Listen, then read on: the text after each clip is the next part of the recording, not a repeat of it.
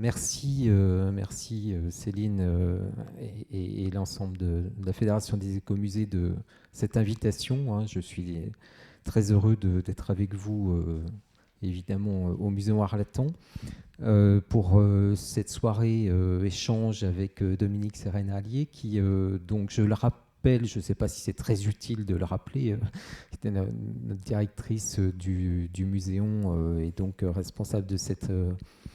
pendant 27 ans, et donc conservatrice, directrice, conservatrice générale en chef du patrimoine, honoraire du patrimoine. Et donc, Dominique, je pense qu'on va essayer de converser sur peut-être quelques thèmes. Il me semble que ça serait intéressant qu'on t'entende d'abord sur ton parcours. Qu'est-ce qui t'a amené à la muséologie, finalement, à t'investir dans le secteur des musées, et puis ensuite, évidemment, plus particulièrement ton expérience ici de directrice au Muséon. Et puis, on pourra finir, évidemment, sur les questions de muséologie pour demain, les perspectives que tu entrevois ou les conseils que tu pourrais apporter à des jeunes professionnels pour finalement l'avenir, et évidemment une partie échange avec la salle, donc à partir de ce que tu nous auras dit. Alors c'est vrai que je suis particulièrement heureux d'animer cette soirée Grand Témoin, parce que nos chemins déjà se sont croisés plusieurs fois, et puis parce que tu es une personnalité voilà, qui est pour moi une référence dans la muséologie contemporaine, parce que aussi ton parcours professionnel témoigne, me semble-t-il, d'une période, d'une époque qui peut nous inspirer aujourd'hui, et notamment on a mis ces rencontres de la FEMS autour des questions des héritages et des transmissions. Et il me semble que le Muséon est tout à fait approprié, évidemment, pour parler de ces questions d'héritage, puisqu'ils sont, on peut dire, presque pesants quand on est au Muséon. Et en même temps, tu as su conduire une rénovation aussi avec ton équipe qui était de penser les choses pour les moderniser et pour essayer de les inscrire dans le contemporain et dans l'avenir. Donc voilà, je parlais de l'inspiration aussi que pouvait donner ton parcours professionnel. Je vais essayer de ne pas être trop long dans l'introduction, mais quand même, pour dire un petit peu les choses, finalement, tu as fait partie, me semble-t-il, d'une génération qui a fait bouger les musées depuis, disons, pendant une quarantaine d'années. Ces musées se sont ouverts avec des courants dont on pourra reparler, hein, notamment de la nouvelle muséologie, sur le discours, hein, pour être des lieux de discours, des lieux scénographiés, mais surtout, me semble-t-il, pour mettre les publics au cœur des institutions.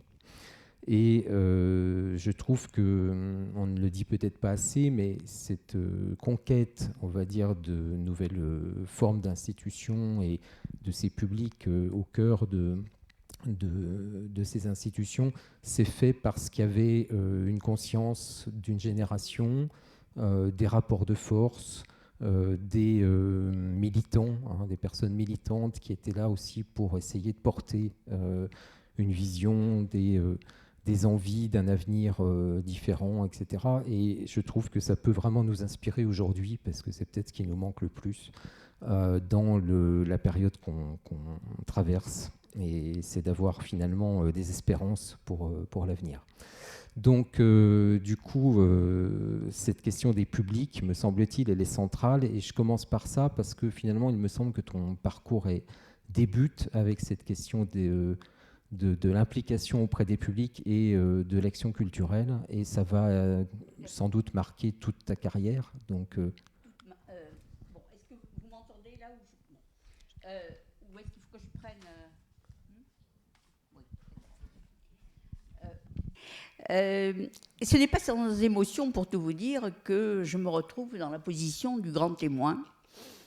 Mais en même temps, lors de notre discussion, car nous avons voulu ce témoignage sous la forme d'une discussion, d'un témoignage, de quelque chose d'assez simple et en même temps dans un partage, eh bien, Serge, tu m'as rappelé effectivement comment les gens de ma génération, et je suis loin d'être la seule, et nous avons eu des prédécesseurs, eh bien, nous sommes arrivés dans les musées il y a 45 ans, et effectivement, il y avait nous étions un peu au début des 30 glorieuses des musées, il y avait beaucoup de choses à faire, il y avait des tendances qui étaient déjà à l'œuvre, et moi j'ai eu la chance après avoir commencé en tant que guide conférencière des monuments historiques, puis après un cours enseignement,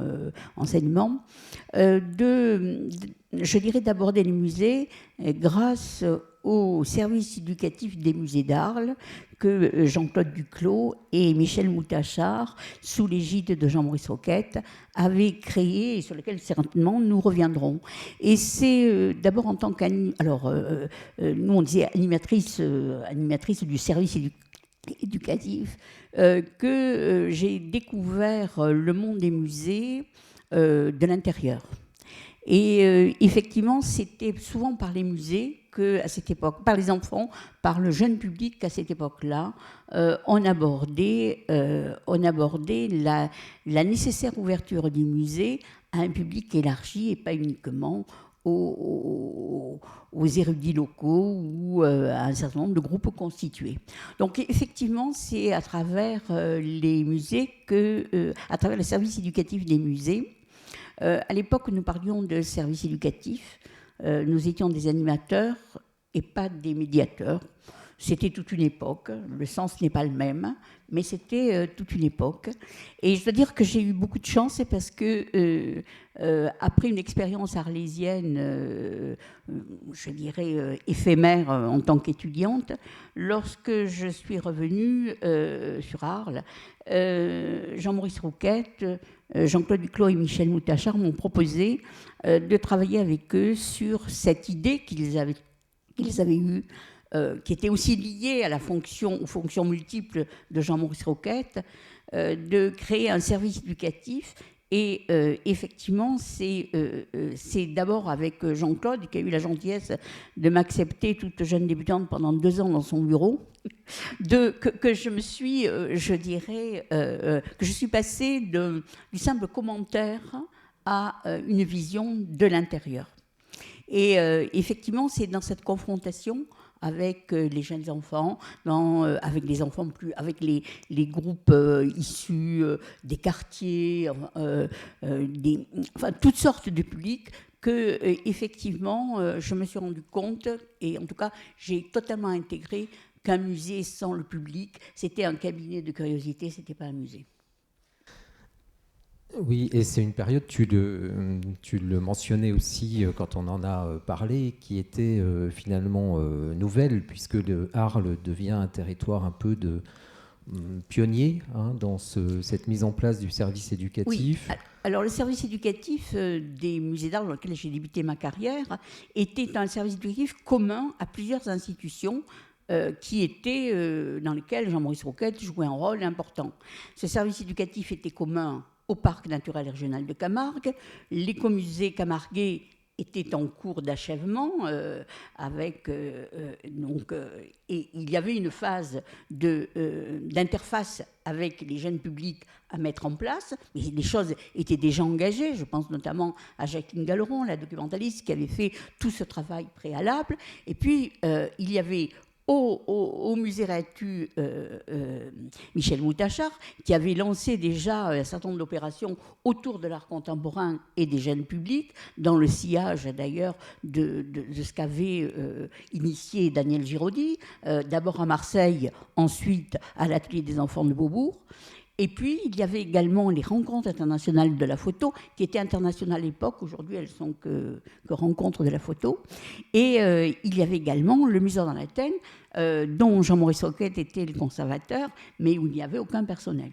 Donc, en fait, par par je dirais, les diverses structures qui étaient impliquées dans ce service éducatif, on avait en fait une action sur un territoire élargi, et on était d'emblée dans un décloisonnement des sciences à l'œuvre, et nous nous sommes attachés à effectivement aborder un même thème à travers un territoire élargi, territoire urbain, territoire rural, et à travers des thématiques qui traversaient à la fois l'ethnographie, l'ethnologie de terrain, la photographie en tant qu'art, et également les beaux-arts. Donc on avait là je dirais, un terrain d'aventure extraordinaire, et vous comprendrez aisément que je m'y suis passionnée très vite. Et donc, il y a une conjonction qui se passe à l'époque, c'est-à-dire que Marseille n'est pas très loin. Donc, tu mentionnes Daniel Giraudy, il y a un mouvement, il y a un certain nombre de gens qui sont, on va dire, militants, pionniers pour développer des choses. Tu me parlais d'une exposition aussi qui avait été marquante à l'époque. Qui était Les mains regardent de Daniel Giraudy, qui était, donc Daniel Giraudy, je le rappelle, a été d'abord conservateur au musée de Marseille.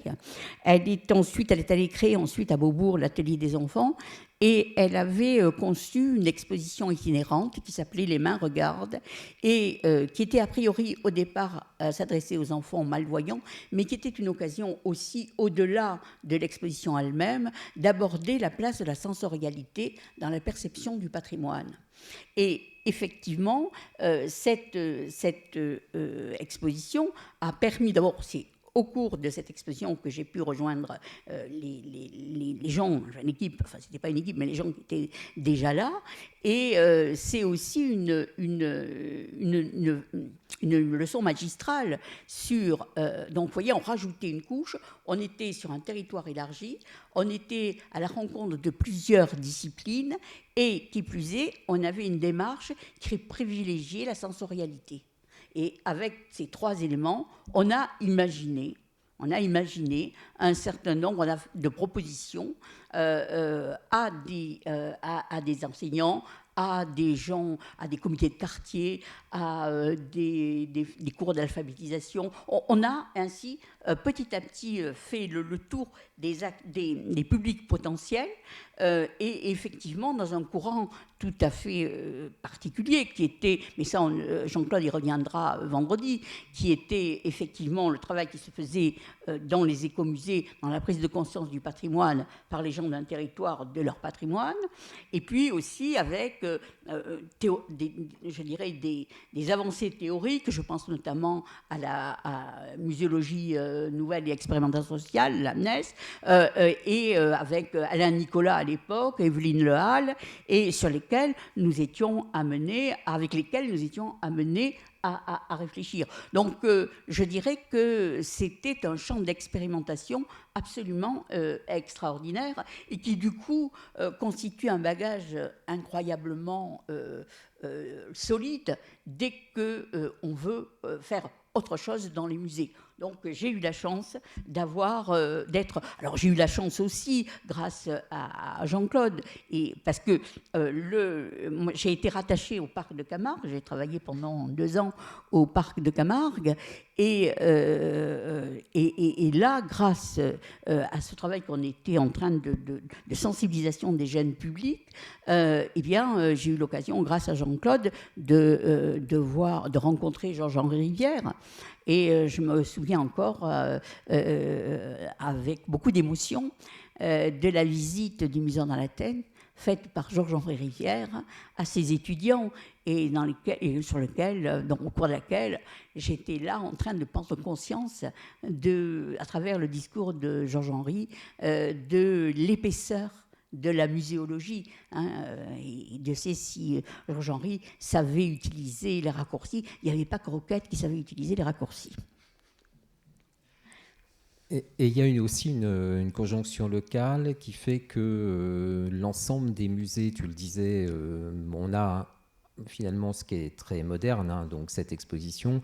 On a aussi quelque chose qui est très moderne, c'est cette mutualisation des services éducatifs sur l'ensemble des sites, mais pas que des musées, également du patrimoine de la ville et du territoire. Il y a des liens très forts avec le parc, hein, donc le territoire de Camargue. Et aussi, tu avais raison de parler de territoire, je parlais de territoire rural, mais de territoire urbain, puisqu'à l'époque, la conservation des musées d'Arles s'occupait aussi bien de l'ensemble des musées que de l'ensemble des monuments. Donc, effectivement, on rajoutait le monumental je dirais, au volet patrimoine déjà élargi sur lesquels nous travaillons. Donc, tout ça s'explique dans un contexte particulier, mais du coup, une collection archéologique n'était jamais orpheline de son contexte. Et elle n'était jamais orpheline de son futur proche, que peut être l'ethnologie ou l'ethnographie, et de son futur.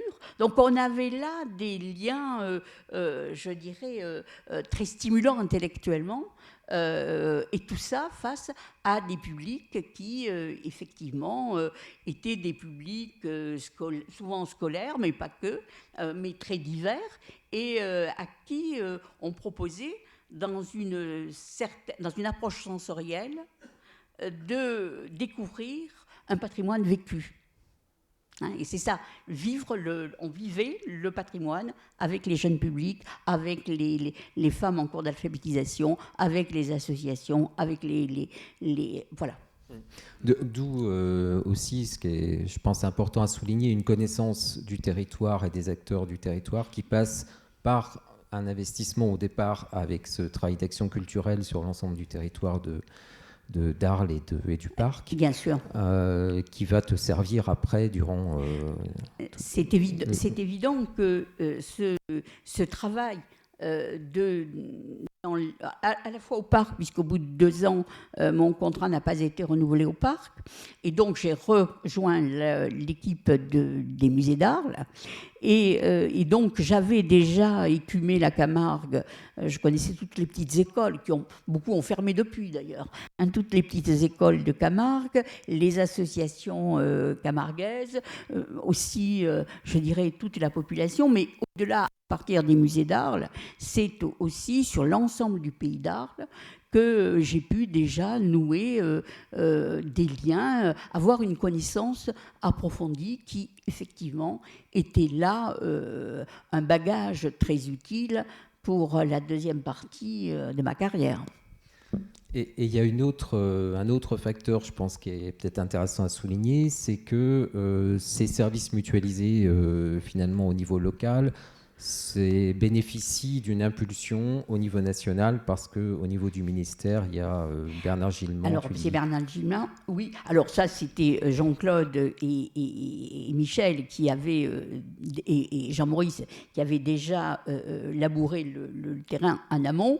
À ce moment-là, Bernard Gilman, je parle sous ton contrôle, Jean-Claude, qui est l'élu grenoblois, qui est Peuple et Culture, avait effectivement une mission de courte durée, je crois, au ministère de la Culture, et avait, oui, au cabinet, voilà, et avait donc avait donné un coup de pouce financier et encouragé la création de services de ce type-là, mais il a encouragé des initiatives locales, c'est-à-dire qu'il n'était pas là pour apporter la bonne parole, au contraire, il accompagnait des opérations innovantes, et le service éducatif des musées d'Arles en était un bel exemple.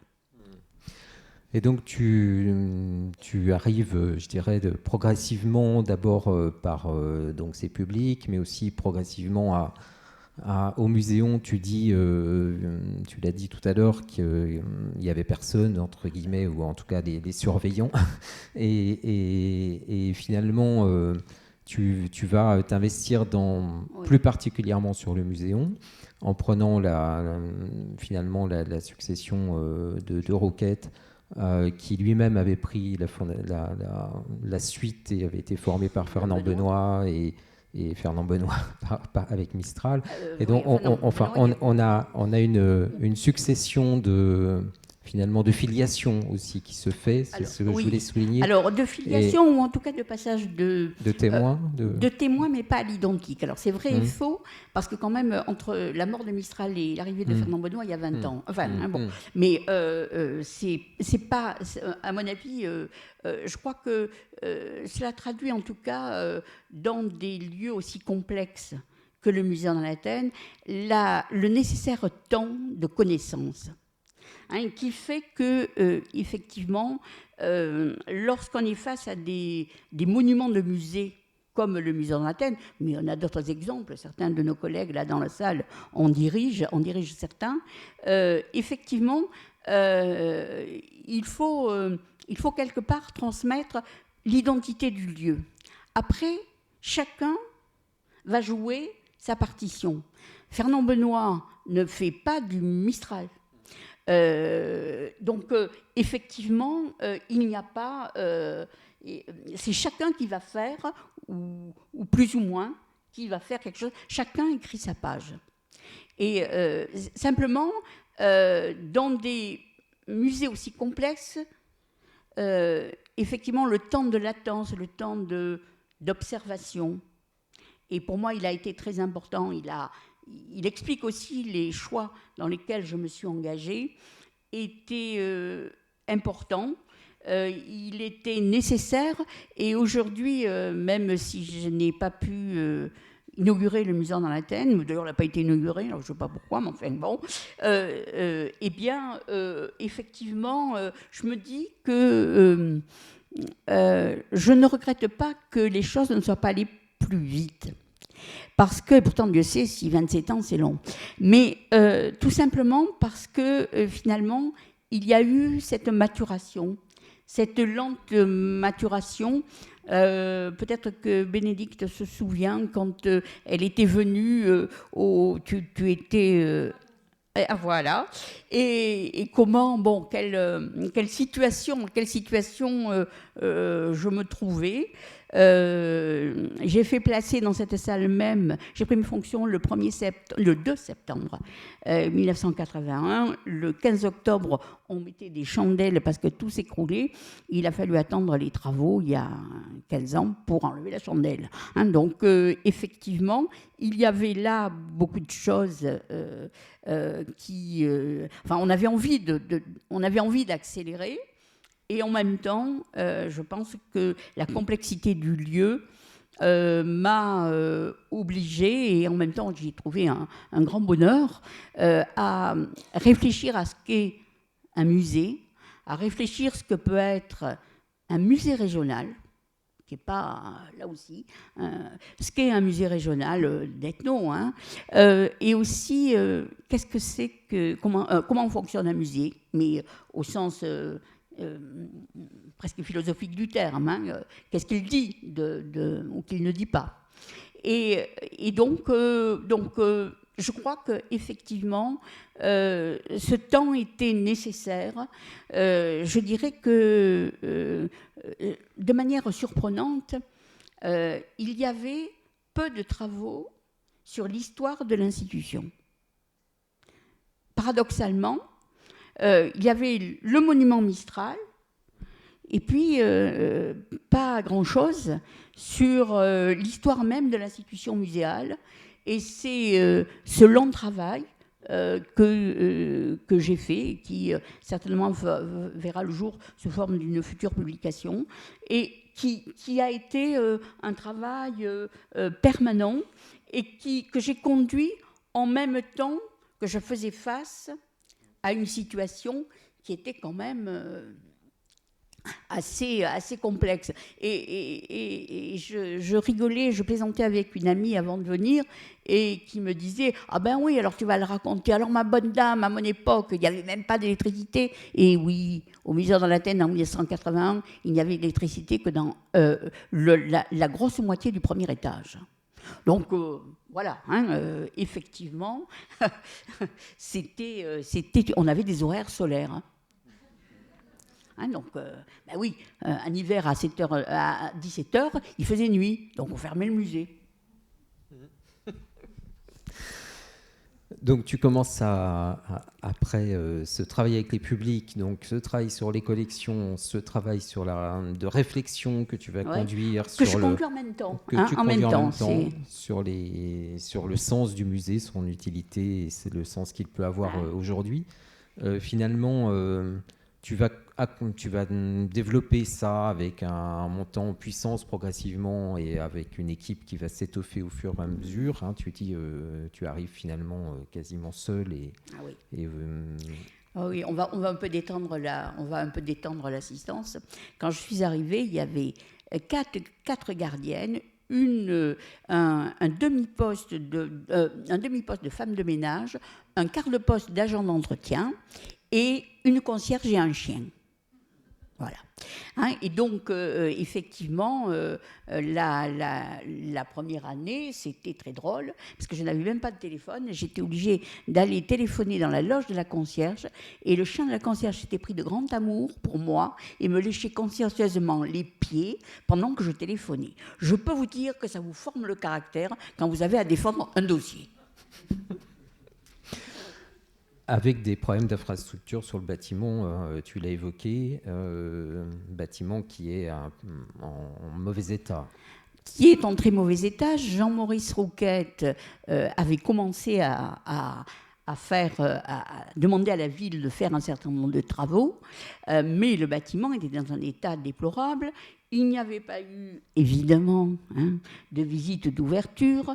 Autant vous dire que la première passage de la commission de sécurité a été à la fois la première et elle indiquait aussi que le musée devait être fermé.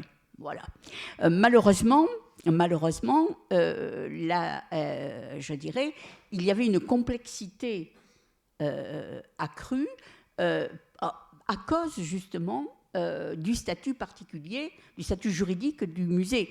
Et j'ai passé des années à essayer de pouvoir faire cette mise à plat juridique qui seule permettait de pouvoir envisager un projet, parce que le Conseil général, j'étais le premier conservateur du Conseil général des Bouches-du-Rhône, il n'y en avait pas d'autres, ils ne savaient pas que ça existait, ils ne connaissaient pas la race, donc effectivement, ils ne savaient pas du tout à quoi s'attendre, ils ont été gâtés avec moi, et donc effectivement, il y avait, si vous voulez, le Conseil général était propriétaire des collections.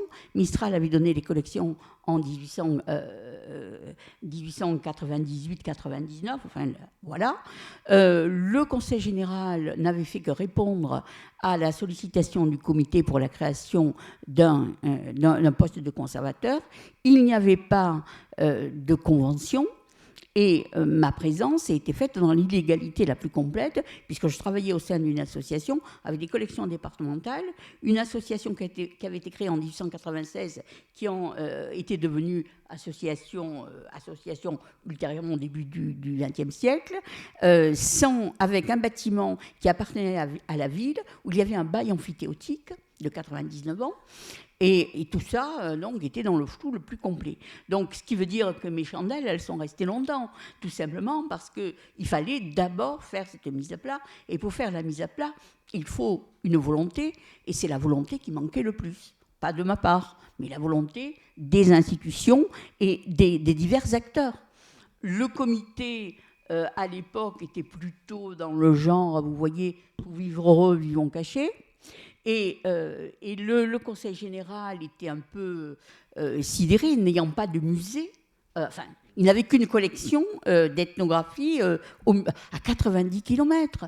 À 90 km, mon directeur, lorsqu'il m'a reçu pour la première fois, parce qu'à l'époque, on faisait nos visites de courtoisie au directeur quand on prenait nos fonctions, et il me dit, madame, il paraît que vous êtes rattachée à mon service, à ma direction. Il avait l'air catastrophé. Je lui dis, monsieur, rassurez-vous, vous n'y êtes pour rien, c'est pas de votre faute. Mais effectivement, il fallait, c'était une réalité importante. Et pour eux, on montait à Arles. Nous, on ne descendait jamais à Marseille, mais eux, ils montaient à Arles. Donc, c'est dire que les 90 km Marseille-Arles étaient beaucoup plus loin que les 90 km Arles-Marseille. Et donc, tu travailles sur le temps long, puisque oui. La convention met combien de temps pour aboutir ? Alors, je dirais que alors il fallait aussi trouver, et là on est sur des choses que vous connaissez bien dans la salle, c'est de retrouver, je dirais, un accord tacite, plus ou moins, entre des tendances très différentes. Notamment des tendances politiques très différentes.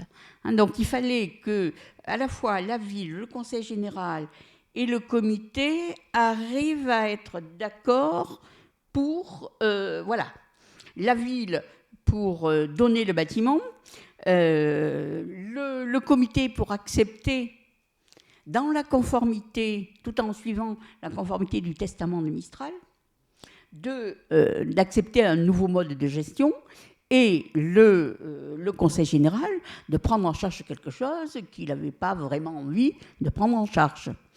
Donc il a fallu, et c'est pour ça que ça a pris du temps. Mes collègues du Conseil général, notamment les services juridiques, étaient très à l'écoute et m'ont beaucoup aidé, m'ont beaucoup appris. Et finalement, la convention a été votée au mois de décembre 1999, et c'est pour ça que je suis millénariste depuis.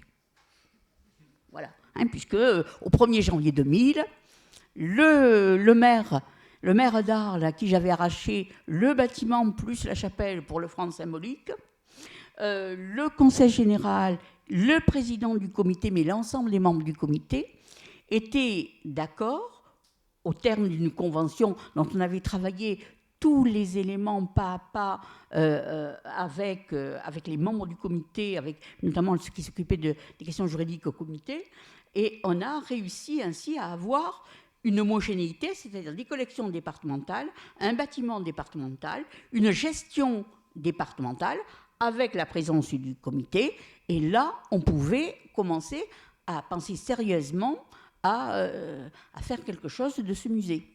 Donc, il s'est écoulé, grosso modo, presque 10 ans. 10 ans, pendant le temps aussi, tu réfléchis donc sur le sens du musée, tu le disais tout à l'heure, et tu as réfléchi, il me semble important de revenir sur cet élément. Finalement, ça peut donner aussi des idées pour nos collègues qui sont dans des processus de rénovation aujourd'hui ou de réflexion sur les rénovations des parcours permanents. Tu me disais que tu avais trouvé très important ce moment du séminaire itinérant où avec d'autres collègues de France, vous vous réunissez pour réfléchir à... Alors, tout en travaillant, et là peut-être qu'on y reviendra ultérieurement, mais tout en, je dirais, travaillant personnellement sur ce que j'avais sous les yeux, sur l'histoire du musée, sur l'histoire des collections, qui était totalement à faire. Les inventaires étaient dans un sacré état, je ne sais pas si tu t'en souviens, Bénédicte, mais c'était quelque chose. Et donc, effectivement, ceci dit, j'ai rien d'une sainte, j'ai rien de martyr. On était quand même beaucoup, à cette époque-là, dans cette situation-là. Il faut quand même pas se voiler la face. Il y avait quand même beaucoup de lieux où les situations étaient loin d'être le long fleuve tranquille. Donc, effectivement, moi, j'ai tout de suite, quand j'ai pris la direction de ce musée, c'était pas pour simplement avoir une attitude révérencieuse à l'égard de Mistral et continuer à faire perdurer la mistralitude. Donc, je n'étais pas du tout dans cet état d'esprit. Et donc, je réfléchissais en même temps que je faisais, et après on verra ce que je faisais, je réfléchissais et effectivement, je rencontrais des collègues qui étaient dans des situations, si ce n'est égales, en tout cas équivalentes, et qui aussi se demandaient comment, et notamment les directeurs et directrices de ces grands musées régionaux. qui, je l'ai précisé antérieurement, ont aussi quelque chose de spécifique, on y reviendra sûrement. Et donc, lorsque j'ai commencé à avoir effectivement en tête déjà des choses un peu plus précises sur ce que pourrait éventuellement être le futur musée dans l'Athènes, et déjà c'était comment je gère l'héritage, c'était déjà comment j'intègre l'héritage dans l'avenir du musée de l'Athènes. Effectivement, à l'époque, on avait à la direction du musée de France, ça s'appelait la direction du musée de France, on avait une responsable qui en l'occurrence était Emilia Vaillant. C'est elle qui a inventé le terme musée de société. Bon. Et Emilia Vaillant, arrive au musée, enfin, je l'appelle, je lui demande de venir pour partager avec elle le projet, et je me rappellerai toujours, elle est arrivée en 18 juin. C'était une date particulière. Et Emilia vient, et au cours de notre discussion, et j'étais pas la seule, ça ne vient pas que de moi, mais elle avait les mêmes échos ailleurs. Nous nous sommes dit que quand même, on réfléchirait mieux à plusieurs, avec des mêmes problématiques. Et là-dessus, Emilia nous a répondu, oui, c'est très bien, mais moi je ne peux pas le faire. Alors, débrouillez-vous. On s'est débrouillé et on a organisé nous-mêmes un séminaire itinérant des musées régionaux d'ethnographie en cours de rénovation ou ayant, à plus ou moins long terme, un projet de rénovation. Et on a commencé par alors tout ça, on est en 92, 93. Après le colloque d'Ungersheim, donc vous vous rencontrez au colloque d'Ungersheim en 92. Voilà. Et donc ensuite, une des séances, en 93 ou 94, je ne me rappelle plus, se passe à Arles. Le module était très simple, le module de réflexion, et vous verrez qu'il reste opérationnel, parce que, effectivement, si vous voulez, chacun des directeurs ou des conservateurs présentait un peu ses idées, inviter, alors on faisait des lettres d'invitation, comme ça les gens pouvaient obtenir leurs ordres de mission, et présenter le projet, et puis on allait sur place, et c'était une discussion très simple.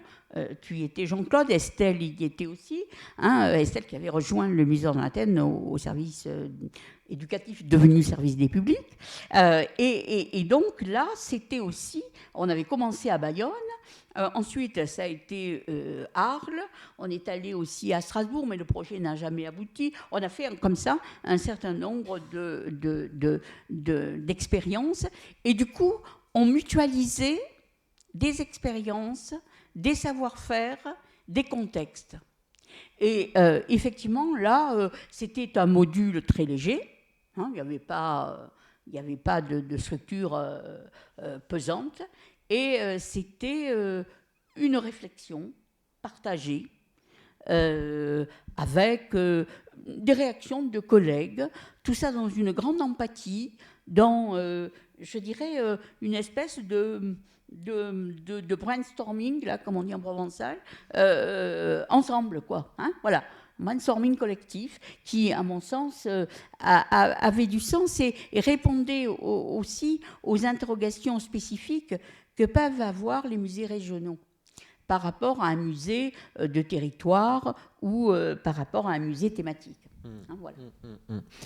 Et émerge, tu présentes déjà à cette époque-là la question, parce que finalement tu me disais aussi, Emilia Vaillant ne te pousse pas à garder finalement à être dans la mistréalitude, comme tu disais tout à l'heure, le culte de Mistral. Voilà. Et toi, tu as envie de garder cet héritage et en même temps de transmettre autrement. Je dirais qu'en amont même parce que, en fait, ma réflexion, vous l'avez bien compris, elle date d'avant ma prise de fonction au musée dans l'Athènes. Puisque Jean-Maurice Roquette, quand il y avait beaucoup de stagiaires, me disait « Amenez-les au musée dans l'Athènes, vous leur faites faire des inventaires ». Donc, je connaissais déjà pas mal les choses. Et puis, il y avait ce service éducatif, cette expérience du service éducatif. Et j'avais déjà fortement, enfin avant même, je dirais l'année au bout de 2 ans, j'avais déjà en tête une autre manière d'appréhender le patrimoine. Et je me disais que le patrimoine au Musée dans l'Athènes, sur ce que je savais déjà et ce que j'étais en train d'apprendre, en regardant les collections, en ouvrant simplement les vitrines, hein, et en faisant de l'archéologie de la vitrine, hein, à simplement regardant des choses que les gens n'avaient jamais regardées. Les correspondances, les petits papiers là, qui traînent un peu partout. Parce que ça aurait été trop beau s'il y avait eu des dossiers bien faits, bien classés et tout. Il n'y avait rien. Hein, non, il n'y avait rien de tout ça. Et donc, j'avais déjà compris que je ne pouvais pas aborder le patrimoine comme on l'abordait généralement. Et c'est là où je divergeais d'avec Emilia Vaillant, c'est-à-dire que pour moi, au Musée dans l'Athènes, très vite, dès presque ma prise de fonction, je savais que ce patrimoine, c'était des collections, mais que c'était aussi une manière de faire des choix pour réunir des collections. C'était une manière de les présenter. C'était aussi, et tout ça inscrit dans l'histoire, et c'était aussi une manière, et là c'est mon côté service des publics, hein, et c'était aussi une manière de les recevoir. Et que par rapport à la spécificité d'Arles-Athènes, où les héritages s'étaient accumulés, je pense que vous le verrez très aisément demain lors de la visite, l'idée d'un musée, du musée, qui deviendra ensuite le musée ethnographique, hein, parce que effectivement moi j'ai petit à petit arraché poste après poste pour constituer une équipe. Déjà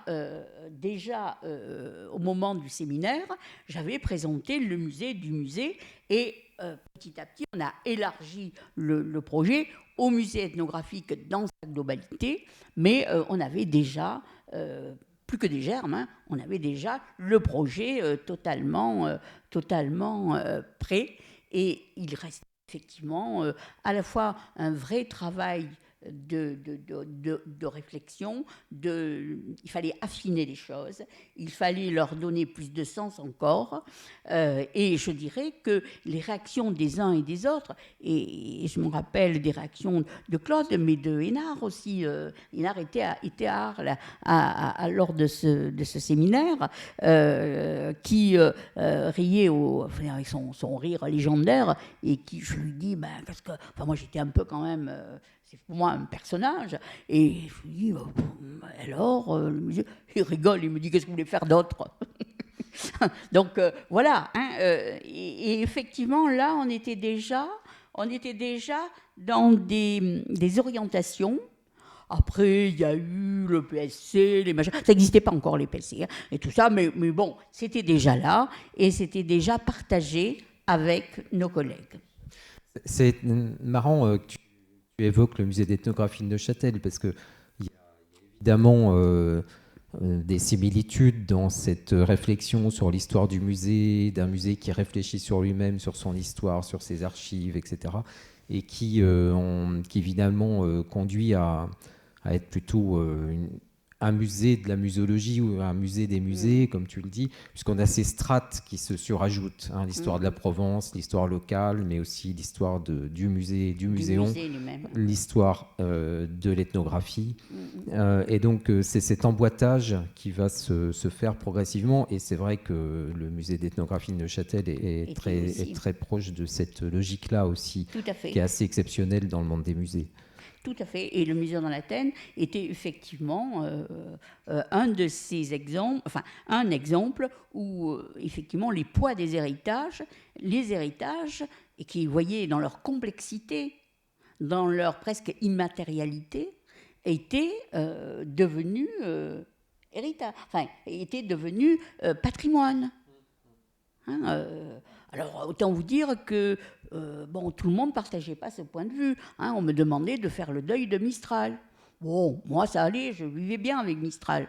Je vivais bien avec Mistral et avec mon mari, donc c'était bon. Allez, on passe à autre chose. Mais effectivement, ce n'était pas obligatoirement... d'autant que, si vous voulez, en même temps, moi, je ne partais pas de... la différence entre Neuchâtel et Arles, c'est que nous, on avait quand même un vide documentaire abyssal. Et qu'il fallait faire tout ce travail, tout ce travail pendant des années, et que je continue. Je fais encore des découvertes, que je continue. Donc, il y avait tout ce travail-là à faire pour comprendre de l'intérieur ce qu'était que ce patrimoine. Et dans les musées, peut-être, et c'est là peut-être où le témoignage peut être utile, réfléchissons à ce que nous avons, quel patrimoine on a à gérer. Il est souvent hors case. Il est hors norme, il a des choses qui sont dans les cases et puis d'autres qui ne le sont pas, et elles sont tout aussi importantes.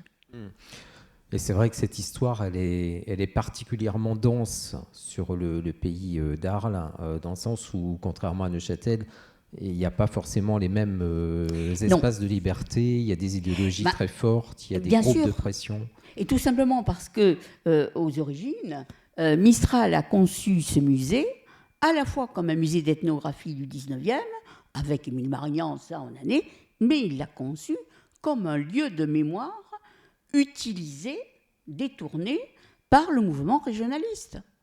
Donc, à partir du moment où ce musée est conçu comme le lieu où la population va retrouver, la population locale et régionale, va retrouver la fierté de sa culture, et où tout est fait de concours, le discours même du musée, il est déjà en soi une idéologie. Mistral est à la fois un muséographe passionnant, mais c'est un idéologue de premier ordre. Donc, effectivement, et d'ailleurs, moi qui ai beaucoup travaillé sur le Mistral ethnographe, il ne s'en cache pas, ça ne lui pose pas de problème. C'est le détour par l'ethnographie. Il parle d'ailleurs de bouées, des collections de bouées à laquelle s'attacheront la Renaissance à venir. Donc, je vous en passe, c'est de meilleur, c'est la littérature du 19e, mais on a là quelque chose de... Donc, d'emblée, ce musée dès le 19e, et c'est ce qui fait son intérêt. C'est-à-dire que Mistral a bien vu comment la Troisième République a utilisé tout un dispositif muséal pour asseoir sa politique culturelle et faire l'unité de la France autour de la Troisième République. Et Mistral connaît parfaitement, dans le détail, les outils que la Troisième République a mis à disposition de Ferry et autres pour pouvoir construire, c'est le Tour de France par des enfants, etc. Je vous renvoie aux travaux de Mona Ouzouf. Et effectivement, il y a là l'application, la déclinaison régionale par Mistral de ce mouvement du 19e. Et ça, c'est intéressant, parce que du coup, le musée, par son fondateur lui-même, il est considéré comme un théâtre des idées.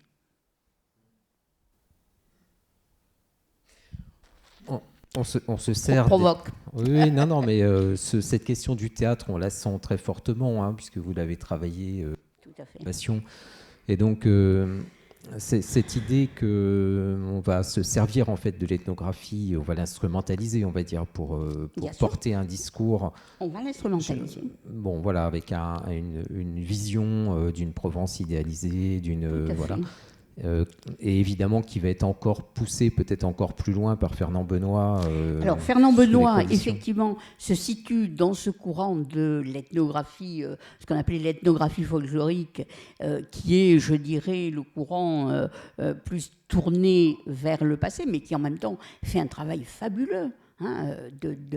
Certainement, il fait un travail plus scientifique, plus important que Mistral, mais effectivement, lui tourne les choses, il veut mettre ses pieds dans les pas de Mistral. En fait, c'est pas tout à fait vrai, parce que il apporte les nouveautés de son époque et des disciplines, de la discipline ethnographique au service du musée. Par contre, effectivement, il va vouloir tirer les choses vers un attachement au terroir et bien évidemment tout le travail qu'il a amorcé et qu'il n'a pas pu totalement aboutir pour des raisons financières, va être récupéré par le régime de Vichy.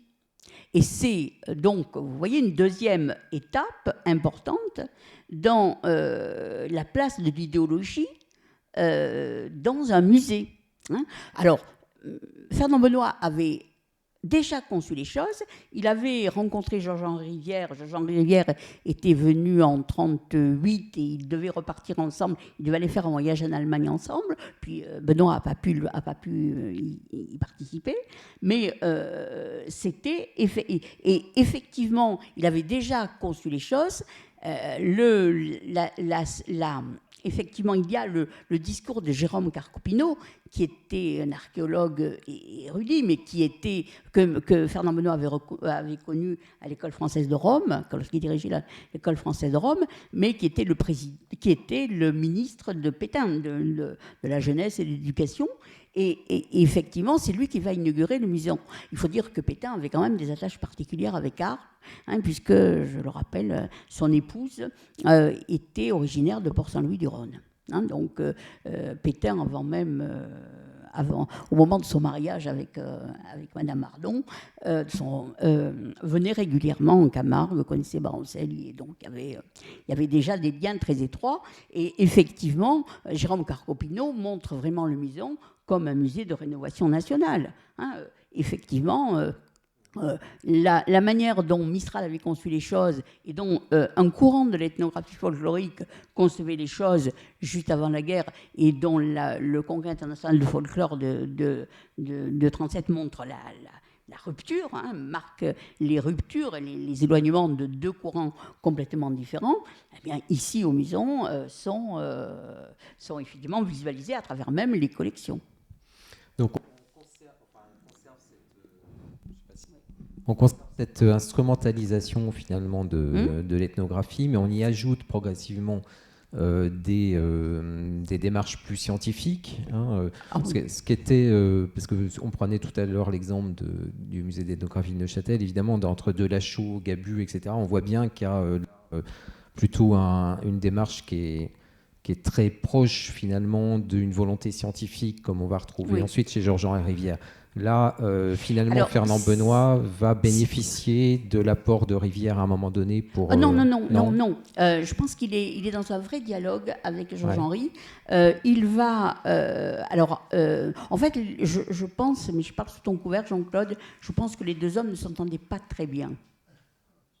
Je parfait. Il me semble que, en tout cas, c'était deux personnages un peu opposés quand même. Je dirais que pour le premier musée en Athènes, l'apport d'Émile Marignon, qui avait travaillé au Musée national du Trocadéro en 1884 pour les salles de France avant avec Armand Landrin, avait entrepris un vrai travail scientifique du 19e siècle. Mais un vrai travail scientifique. Et Fernand Benoît, lorsqu'il découvre en 1932 l'ethnographie lors de son séjour, de 2 ans au Maroc, mène un vrai travail scientifique. Bon, alors on est déjà... Allez, hop. J'ai pas regardé l'heure, effectivement. On regarde pas l'heure. Oui, la dernière fois qu'on a discuté, il a failli gratter en le train. On vous l'a pas dit, mais là, oui, quand on s'est retrouvés la dernière fois, on a mis 4h30 en fait d'entretien. Et j'ai failli louper mon train. On va pas vous imposer ça. donc voilà. Alors on passe. Allez. Alors, il faut quand même des questions de traitement de l'identité, parce que dans les musées d'ethnographie, c'est un lieu important. Et tu parles dans ton article sur les dioramas, j'ai trouvé ça super intéressant, la façon dont finalement on a une composition qui n'est pas du tout le reflet de ce que va vouloir faire Georges-Henri Rivière après. Non, ça n'a rien à voir. Là, on est dans une théâtralisation complète. À tel point que dans ces dioramas, on a vraiment une mise en fiction qui est assumée par Mistral. Totalement assumée. Les dioramas en fait, le musée des origines est vraiment conçu comme un théâtre, dans une théâtralisation. Mais le musée du Trocadéro l'était de même. C'est-à-dire que ces dioramas étaient une mise en fiction. Enfin, c'était la fiction que l'ethnographie porte sur elle-même et la fiction aussi des scènes représentées qui n'ont jamais existé.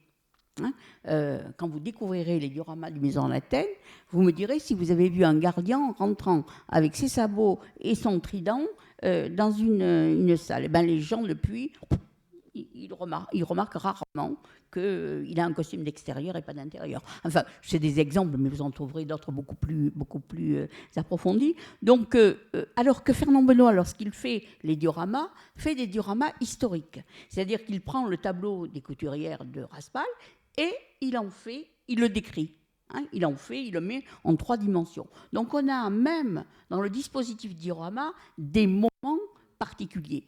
Ce qui est mis en scène, effectivement, c'est des collections illustrant la Provence, et pour servir à quoi ?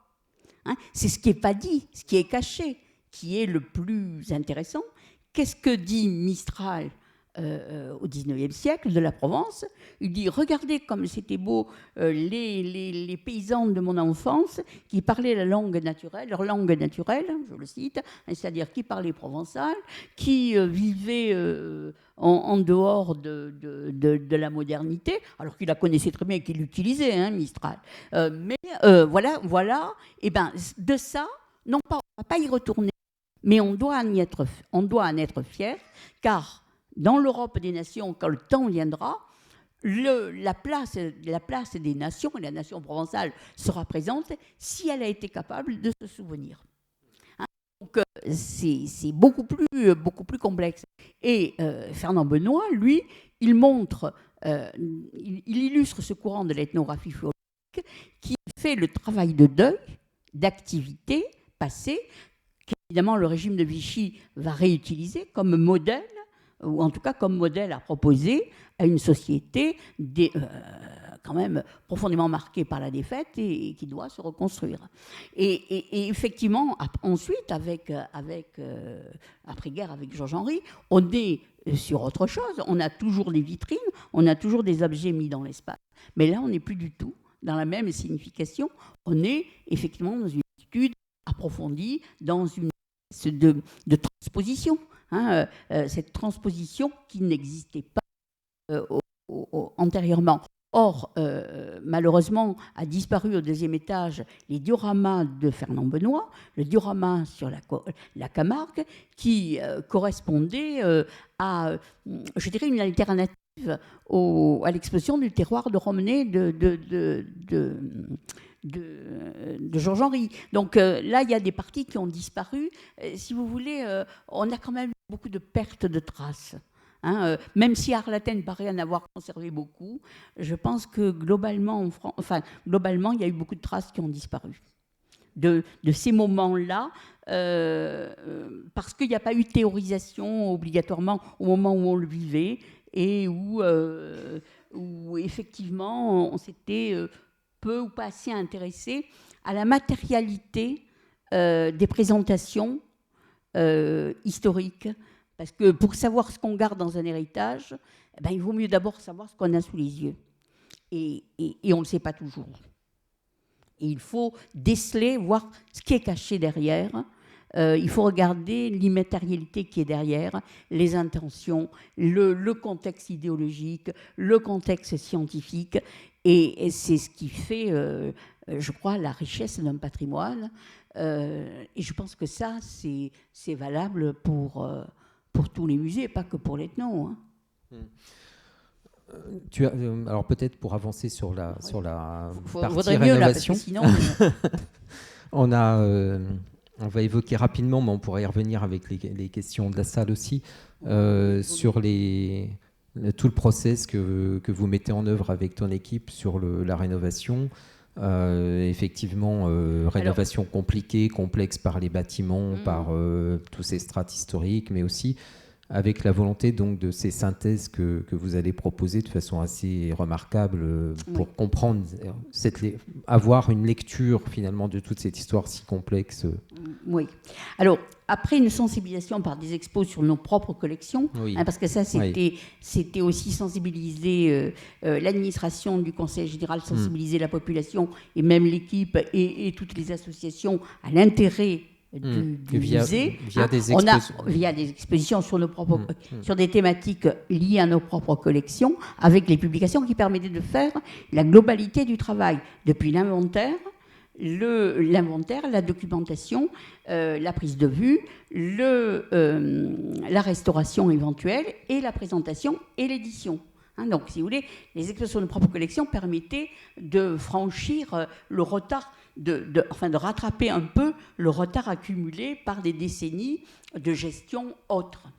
Et lorsque, petit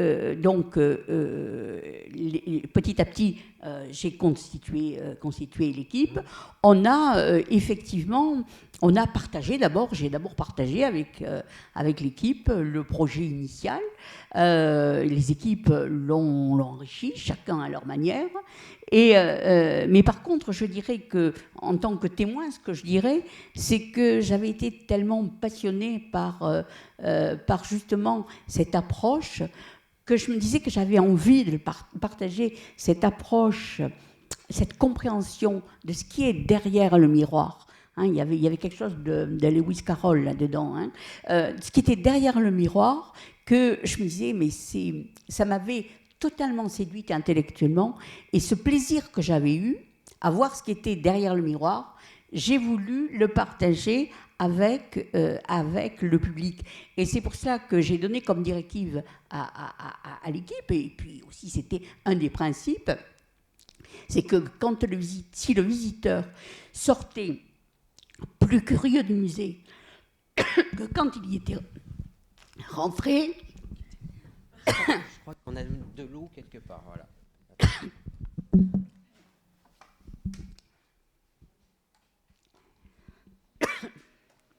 Merci.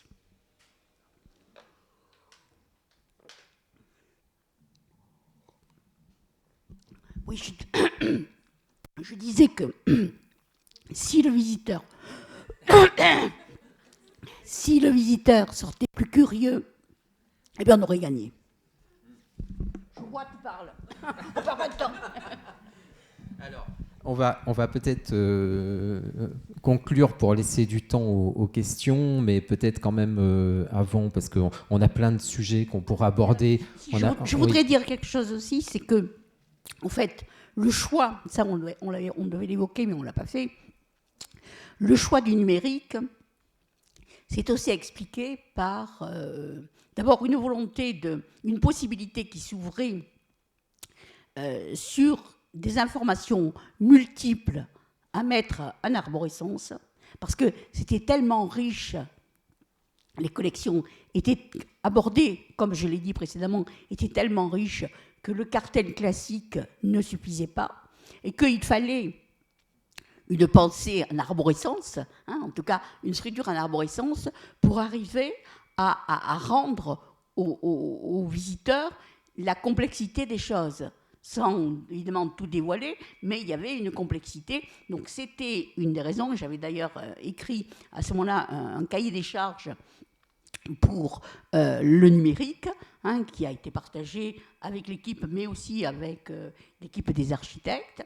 Et puis en même temps, parce que quand vous voulez faire le musée du musée, mais vous retrouvez ces mêmes problématiques dans des maisons d'écrivains, dans des lieux particuliers, il y a une étroitesse des lieux. Ces lieux ne sont pas obligatoirement très faciles à gérer pour un nombre important de visiteurs en même temps, et que donc il fallait pouvoir, je dirais, gérer autrement les choses. Et dans le numérique, pour moi, ce plaisir d'interroger les choses, de regarder de l'autre côté du miroir, pouvait trouver son plein épanouissement dans des salles qui ponctuaient, et que j'avais appelées au départ, mais c'était il y a longtemps, depuis on a été dépassé par l'actualité, que j'avais appelé les cabinets de curiosité muséales. Bon, après, évidemment, quand vous mettez 20 ans à faire le projet, c'est plus nouveau, quoi. Mais enfin, bon, à l'époque, ça l'était un peu plus. Et effectivement, si vous voulez, des lieux, un peu, dans un lieu atypique, avoir un lieu atypique qui revient tel un leitmotiv, où effectivement, dans l'avalanche de sensations, vous voyez la sensation qui était à l'origine, l'avalanche de sensations, l'avalanche d'informations, l'avalanche visuelle. Vous faites un musée du musée, je veux dire, attendez, le musée du 19e, c'est plein comme... C'est presque étouffant, bien qu'il y ait un lieu, un cabinet de curiosité muséale, une espèce de lieu de mise en retrait dans une espèce de balancement entre la réalité et la réflexion, et vice-versa. Et c'est pour ça qu'on a ces lieux-là, sur lesquels on a beaucoup travaillé avec l'architecte. On a eu toutes sortes de projets. On a beaucoup travaillé. Je pense que c'est encore perfectible. Ouais. Oui, forcément, ça est toujours, mais c'est déjà tout à fait. C'est remarquable aussi par effectivement cette volonté que vous avez eue de travailler sur une approche contemporaine en intégrant, je dirais, à la fois de la création contemporaine d'une certaine manière. Ça, on va pas, peut-être pas, mais je le lance aussi comme piste. Et puis évidemment aussi tout ce que vous allez entreprendre avec le service des publics pendant la fermeture en relais murs. Mais on va peut-être garder ça pour les questions. Oui. Peut-être si tu veux nous dire un petit mot de conclusion plutôt sur l'avenir et sur ce que tu penses de la... Écoutez, moi je vais vous dire, c'est une chance formidable que de travailler dans les musées. Mais tu m'avais dit, allez, fais ton testament, donne-leur des conseils. D'abord, je ne vous donne pas de conseils, mais ce que je dirais simplement, c'est que surtout, restez vous-même, soyez imaginatif, au-delà des procédures, au-delà des process, et vous verrez que vivre le patrimoine, en tout cas moi, comme je l'ai fait pendant presque 5 ans, c'est un vrai bonheur et je vous souhaite du bonheur. Merci.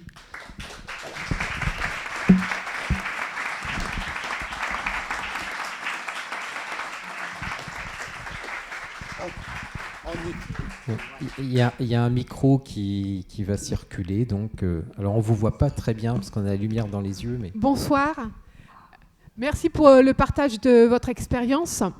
Je suis Gabrielle Michaud, directrice des musées à Chamonix et en pleine phase de rénovation d'un musée. Et j'avais envie de vous poser la question, avec l'expérience que vous avez eue ici, si vous aviez 3 conseils à nous donner quand on se lance dans cette grande et belle aventure. Alors, 3 conseils. En 3 phrases. En 3 phrases. Ténacité, ténacité, ténacité. Ne rien lâcher, ne rien lâcher, ne rien lâcher. Donc, effectivement, je crois qu'il faut de la ténacité. Il faut en même temps, je dirais, ne cesser d'être à l'écoute des propositions alternatives. Je pense qu'un beau projet, c'est un projet dans lequel chacun a apporté sa compétence. Et la 3e chose, c'est dépasser les contraintes. Dépasser les contraintes parce que c'est souvent dans les contraintes qu'on fait, à partir de beaucoup de contraintes, qu'on fait les choses les plus intelligentes. Merci Dominique pour ta très belle conférence. J'avais juste une question à te poser. Donc en 1992, puisqu'on a parlé de Bernard Gilman, il ne faut pas oublier aussi le rôle qu'a eu Jacques Sallois dans cette histoire-là. Bien sûr. Parce je rappelle qu'à la direction des musées de France, il y avait Emilia Valiant, il y avait aussi Eliane Barroso, et qu'à l'époque, c'était une cellule expérimentale où il y avait des crédits dédiés à ce type de musée, puisque c'était aussi... Et Jacques Sallois était déjà en train de réfléchir, mais ça, il en a parlé il y a 3 semaines, à la future loi sur les musées. C'était la première réflexion sur la loi sur les musées, puisqu'on fête 20 ans de la loi sur les musées, si tu me permets de rappeler ça, Serge. Et deuxièmement, je voulais savoir, parce que tu n'as pas parlé ce soir alors j'oublie comment il s'appelle, le centre de conservation, c'est le CERCO, c'est ça? Le CERCO. Voilà. Est-ce que tu peux en dire un mot rapidement peut-être? Alors, c'est-à-dire que ce qu'on n'a pas eu le temps de dire, c'est comment, si vous voulez, face à une situation, c'était simple, quoi, où je me mettais à étudier Mistral et je faisais que du Mistral pendant 25 ans, où je décidais d'être dans l'action. Donc, ce que j'ai toujours tenté de faire, c'est de cumuler les choses. Et donc, au même moment où, effectivement, on faisait les inventaires, mais on ne faisait pas que les inventaires, on n'avait pas... à ce moment-là, il était évident au fur et à mesure qu'on avançait que le musée, même s'il était grand, était trop petit pour abriter à la fois les réserves et les espaces dédiés au public. Donc là aussi, venant des publics, de l'animation des publics, j'ai dit place au public dans le musée. Et à ce moment-là, j'ai décidé un peu contre vents et marées de proposer au Conseil général de trouver des locaux à proximité pour pouvoir installer des réserves. Et là, c'est pour ça que parmi les conseils, je disais, mais écoutez ce que les autres disent. Quand je parlais de réserves, mes collègues du Conseil général, qui au demeurant étaient sympas, prenaient l'air. Et puis à un moment donné, un copain me dit, mais qu'est-ce que tu y fais dans ces réserves? Et alors je lui explique, il me dit, mais c'est pas des réserves, ça. C'est des vrais lieux. Il me dit, il ne faut surtout pas l'appeler réserve. Ah, eh bien on l'appelle pas réserve. Alors il me dit, les acronymes, c'est très bon. Hein. Et plus c'est compliqué, mieux c'est. Alors très bien, qu'est-ce que tu y fais? Eh bien alors d'abord c'est un centre, oui, un centre. C'est qu'est-ce qu'on fait? On était avant la loi musée. Il y a des études, il y a des restaurations, des conservations, et quoi? Des œuvres, Cerco. Bon. Alors après, il a fallu que je le vende, le Cerco, une fois qu'il y a eu l'acronyme. Alors je dois vous dire que je m'en souviendrai toute ma vie, je l'ai vendu comme une cuisine équipée au président du Conseil général. Parce que le président du Conseil général, quand j'ai fait faire, quand mes collègues ont commencé à chiffrer ce que coûterait un Cerco, ça faisait quand même un certain nombre de millions d'euros, on a été convoqué chez le président, qui rigolait pas. Et alors tout le monde, vous savez, c'était comme dans les dessins animés, vous savez, on était tous en ringuette, là, du DGS à moi qui était la petite dernière, à la fin, là, et le président commence à s'énerver. Oh, c'est ça, le Cerco. Et tout le monde baissait la tête, et puis, évidemment, très élégamment, on dit, Madame Serella, allez-y, expliquez au président ce que c'est. Et donc, je lui explique les choses, il me dit, ouais, mais enfin, hein. Il m'a dit, alors je lui dis, président, quand vous inaugurerez le musée, ça sera très bien, tout sera très bien, mais alors vous recevrez vos invités, la table sera mise, mais vous n'aurez rien à mettre dans les assiettes, parce que vous n'aurez pas eu de cuisine équipée. Ah, il m'a dit, à ce prix-là, c'est de la belle cuisine. Et j'ai dit, oui, c'est pas de l'IKEA. C'était qui tout double, hein. Bon, ceci dit, on a là un superbe lieu qui, alors pour le coup, une fois qu'on emporte le morceau, qui a pu bénéficier de, vous le verrez, certains, je crois que vous le visiterez demain, qui a pu bénéficier de toutes les techniques les plus en pointe, qui a vraiment un centre exemplaire, à mon sens, et qui, si vous voulez, a permis aussi tout le chantier de se dérouler. Et de continuer, et on a fait tout un travail très en amont et très très tôt de conservation préventive, parce que du coup on était là dans un processus qui le permettait et qui était une remise à plat. Les collections sont royalement conservées. J'avais également proposé au Conseil général, puisqu'il y a une chambre d'anoxie qui fait 23 mètres cubes, excusez-moi du peu, tout simplement proposer, dans l'esprit, dans la politique publique du département, il y avait effectivement l'aide commune, et j'avais proposé au président du Conseil général et effectivement à ma hiérarchie de pouvoir mutualiser un certain nombre de fonds, de services, notamment ce traitement par anoxie qui reste potentiel. Bon, une fois le musée ouvert, une fois le musée en route, mais il y a là des équipements de pointe qui permettent de consolider la collection, mais qui en même temps positionnent le musée comme lieu expérimental en matière de conservation, et ça c'est important en termes d'image.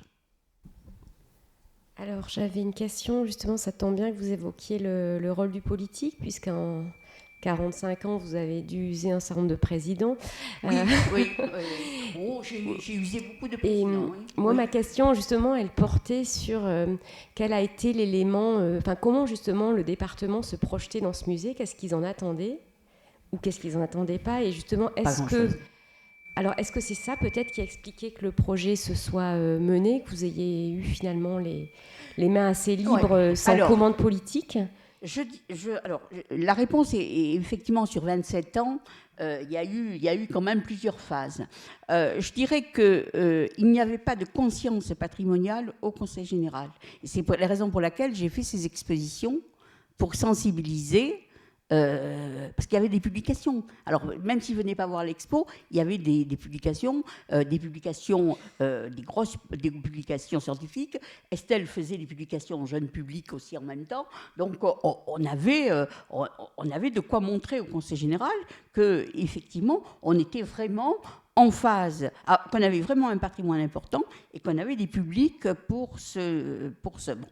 Je dirais qu'il y avait une non-attente de la part du Conseil général de manière globale. Ce qui a été quand même utile, c'est le fait qu'on ait un avis défavorable de la Commission de sécurité. Donc là, du coup, qu'est-ce qu'on fait ? Et quand même, fermer le musée en Athènes, c'est lourd de conséquences politiques. Bon. Donc ça a été... bon.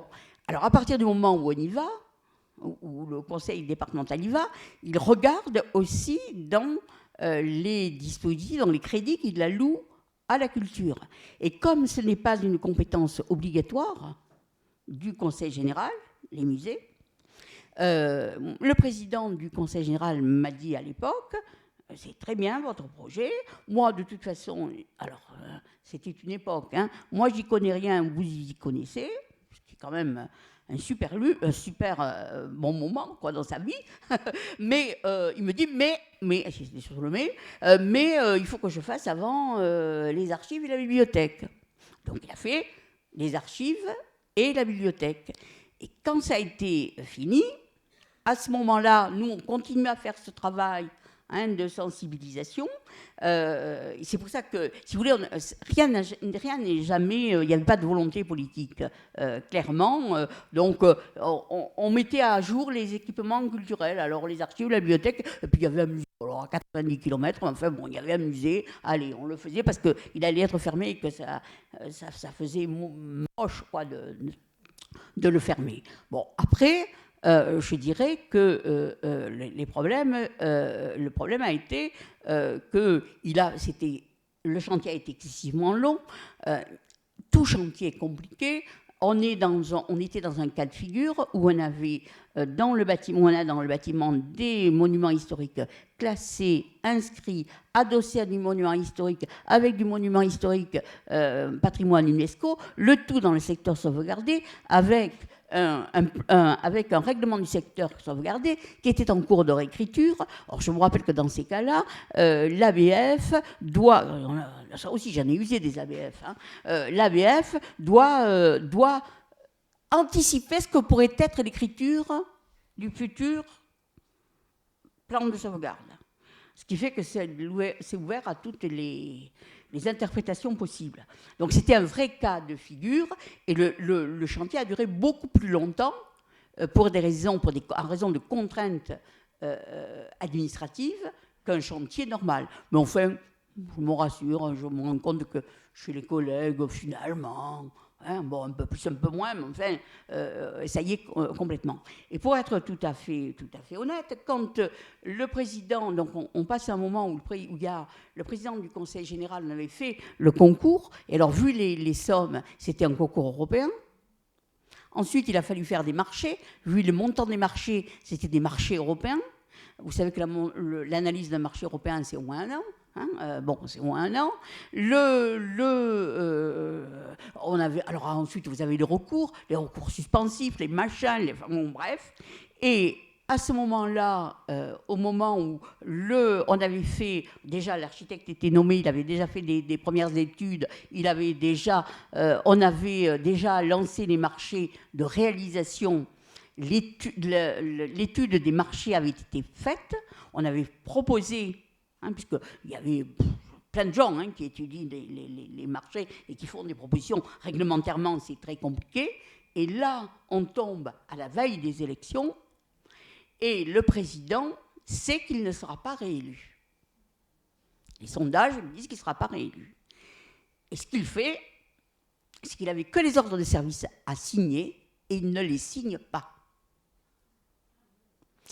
J'avais 65 ans à l'époque. Donc, je fais partie de la génération où vous pouvez partir à la retraite à 60 ans. J'avais déjà fait 5 ans de plus. Bon. Je me dis, qu'est-ce que... Alors, donc, du coup, changement Et là, la nouvelle présidente dit, je ne veux plus faire le projet. Alors, nos collègues font le bilan des sommes déjà engagées. C'était quand même coquet, déjà. Et, chose quand même dramatique, c'est que on vient me dire à moi que tout ce que j'ai fait, c'est très bien et que du coup, on n'a plus besoin de musée. C'est-à-dire que j'ai sauvegardé les collections, on a le Cerco. J'ai lancé un musée hors les murs, remarquablement mené par Céline, qu'elle a tellement bien fait qu'on peut continuer à faire. Bon, moi, je ne me sentais pas l'âme d'un directeur du cirque Mistral. Mais bon, voilà ce qu'on me dit. Et à ce moment-là, effectivement, c'est la société civile qui nous rattrape le coup. Et la présidente prend ses fonctions donc en mai. Elle m'envoie, elle me fait passer le grand oral de l'ENA toutes les semaines. Et ensuite, décide qu'elle va faire, elle, ce que le précédent n'a pas fait. Voilà. Et donc, mais par contre, les marchés étaient caducs et il a fallu tout recommencer. Marché européen, un lancement, voilà. Voilà. Donc, il n'y avait pas, à ce moment-là, vous voyez que je dirais, les motivations politiques, elles sont rarement présentes. Je veux dire, il y a quelques exemples. En tout cas, dans le cas de l'Arleten, elles n'étaient pas vraiment plaisantes. C'était un accord mou. On prend ténacité. Oui, alors au bout, j'ai réfléchi un week-end, j'ai dit non, je n'ai pas travaillé comme ça pour m'arrêter là. Je suis reparti. J'avais une question, mais j'ai un peu peur qu'elle puisse prendre trop de place par rapport au temps qui nous reste. Tu as parlé tout à l'heure du théâtre des idées, le musée comme un théâtre d'idées, selon Mistral. Et aujourd'hui, l'idée de la Provence, enfin, quelle place, parce que là tu viens de parler de la société civile qui est intervenue, mais du coup aujourd'hui, quel est le sens du musée de l'idée de la Provence? Oui, alors... pour les gens aujourd'hui. Oui, alors je dois dire que j'ai assorti le musée du musée d'un projet plus global, puisque le musée avait été le creuset de tradition. Le projet à venir s'articulait autour des usages de l'histoire, de la mémoire et du territoire, ou des inventions de la tradition, qui évidemment remontent avant la traduction du Tour de Hobsbawm en français. Hein. Mais effectivement, et du coup, ça a été beaucoup plus... Alors, ce que j'ai fait aussi, c'est que pendant toute la durée de ma présence à Arlaten, j'ai pris mon bâton de pèlerin et je suis allée régulièrement rencontrer les associations, tenir informé le Félibrige de l'avancée ou même des difficultés du projet. Mais effectivement, le musée Hors-les-Murs participait aussi de cette annonce des mutations à venir et effectivement comment ces acteurs qui réinventaient sans cesse, souvent à partir du musée, de nouvelles traditions, pouvaient être à la fois objets et sujets objets et acteurs de notre propos. Quand même, tu peux nous raconter l'histoire des Mireillettes pour les gens qui ne sont pas de Arles, parce que c'est fabuleux. Oui, c'est là-haut, oui, c'est évoqué.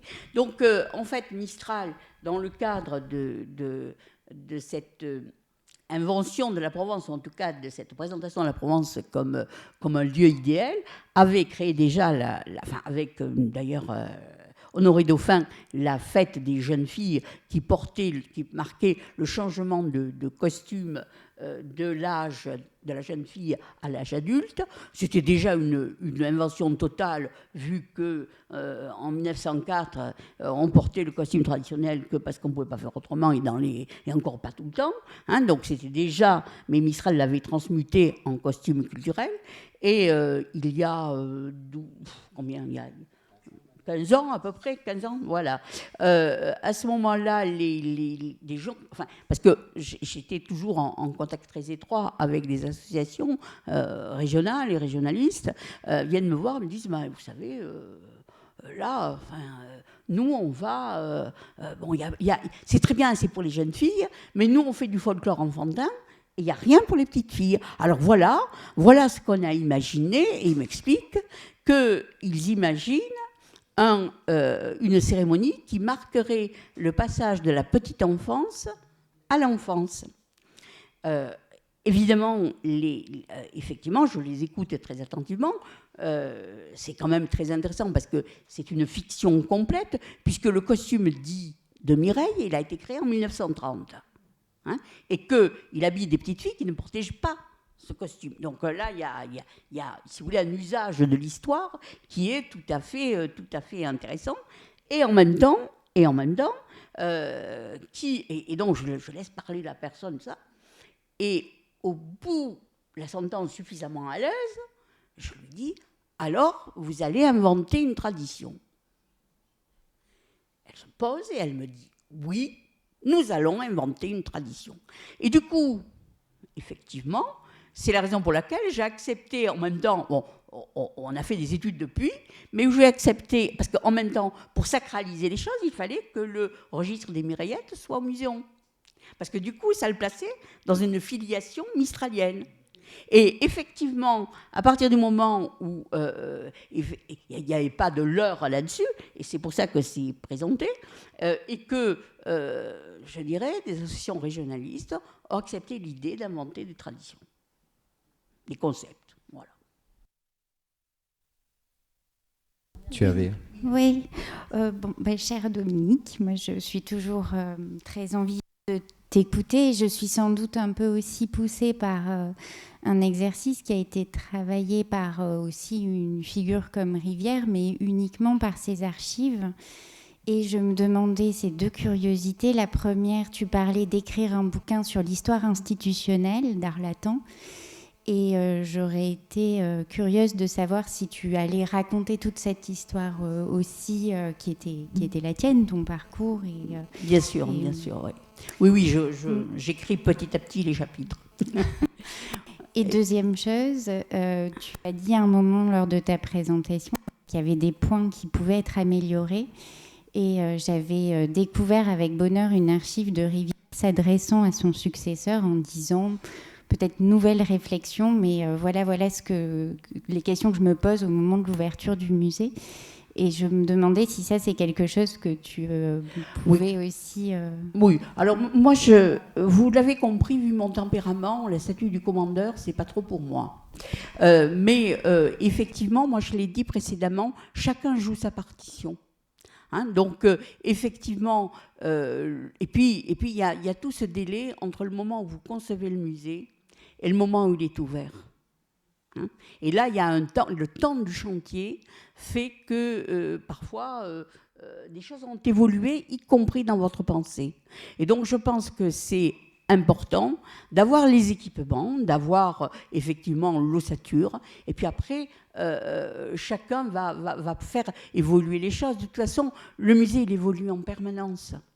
Et ce n'est pas quelqu'un qui s'est passionné pour le public comme moi qui pourrait dire le contraire. C'est une belle conclusion, je crois. Ça fait conclusion. On a réussi. Donc merci Dominique pour ce temps d'échange. C'était un plaisir. Et merci pour cette occasion qui nous a été donnée par la FEMS. Oui, merci à la FEMS, parce que c'est vrai que...